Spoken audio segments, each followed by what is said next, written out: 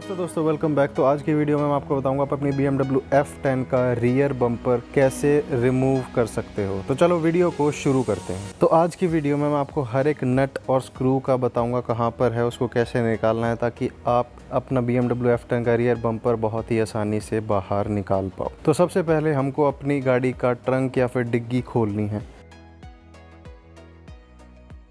उसके बाद आपको ये कवर मिलेगा, उस कवर को आपको बाहर निकालना है। तो ये दो नटों को हमको पहले बाहर निकालना है और ये दोनों नट 6 मिलीमीटर के हैं।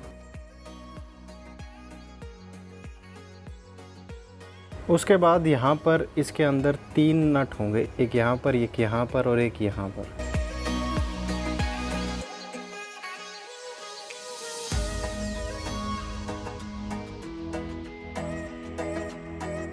तो और सारे नटों को निकालने के बाद आपको यहाँ पर 3 नट मिलेंगे। ये वाला नट मेरा शायद मिसिंग नहीं, यहाँ नीचे है ये ऑलरेडी।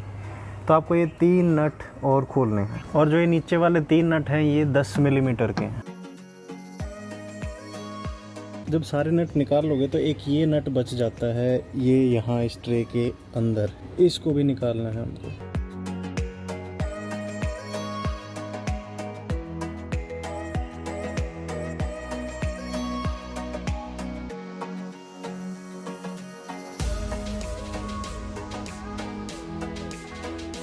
तो नीचे जो 4 लॉक थे उन लॉक को निकालने के बाद इस बम्पर को हम बाहर निकाल सकते हैं।